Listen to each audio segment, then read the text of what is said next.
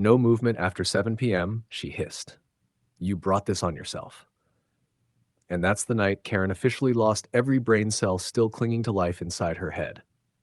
It all started when her cat, Sir Whiskerton III, because of course she'd name it like royalty, vanished into the sunset.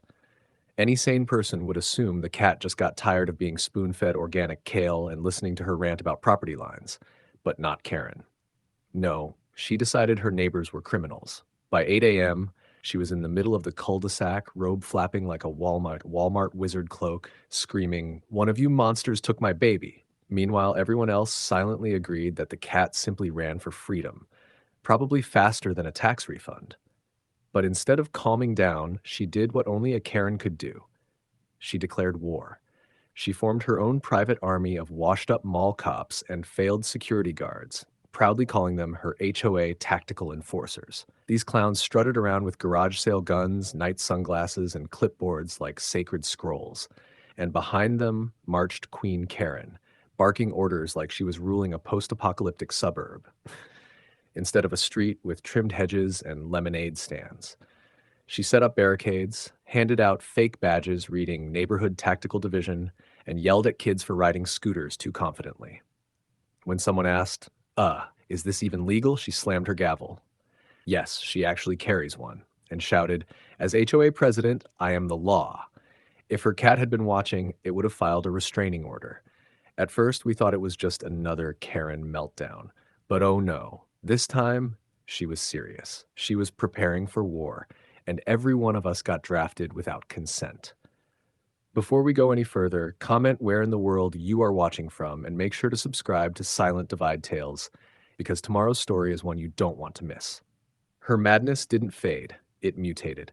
After 3 sleepless nights powered by caffeine and paranoia, she taped a huge notice to every door in the neighborhood. Open quote. Curfew, 7 p.m. sharp. No exceptions. No dogs. No grocery trips. No fresh air. Close quote. You step outside after 7, her enforcers would handle it. I thought it was a joke, like her gluten-free cat birthday parties. But nope.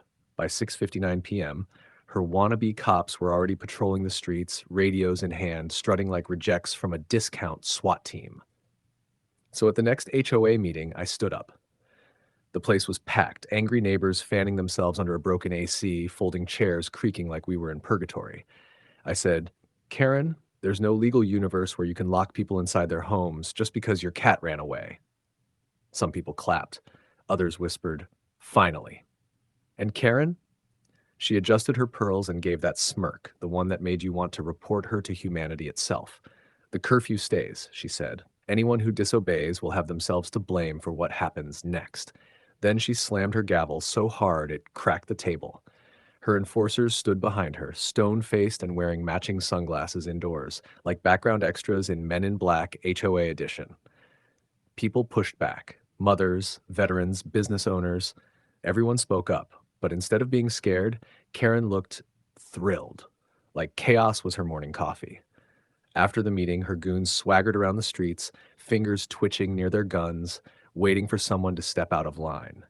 And from her porch, Karen watched it all, sipping iced tea like a dictator on vacation. We thought that was the peak of her insanity. But then came the night she drew real blood.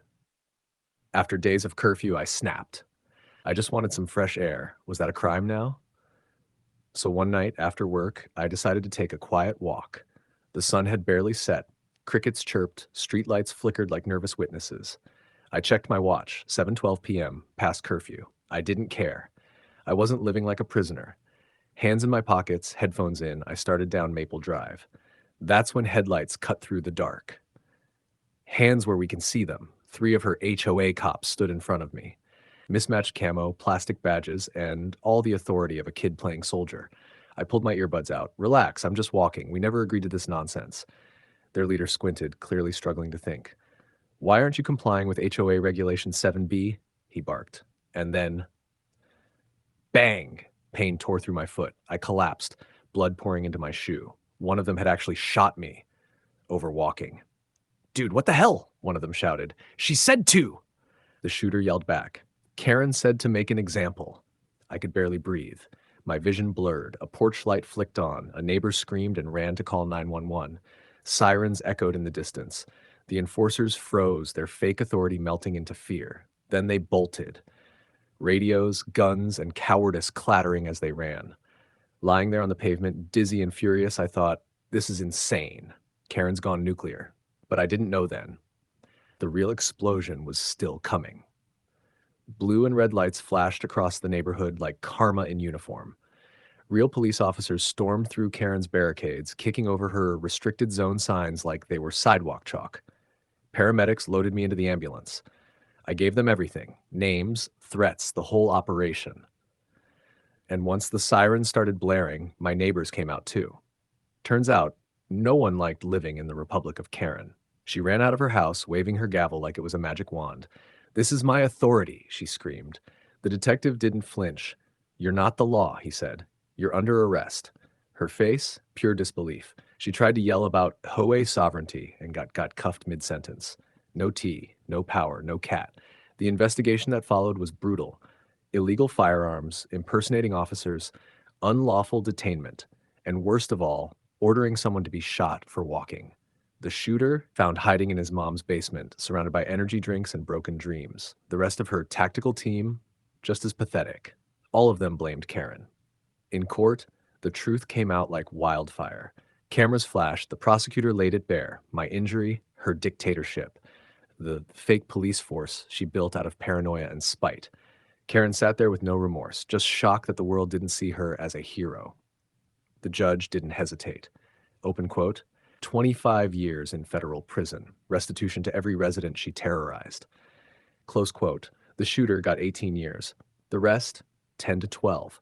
When the gavel dropped, the courtroom went silent for half a second and then erupted in cheers. Karen was escorted out, gavel confiscated, dignity permanently deleted. No last speech, no glare, just silence and handcuffs.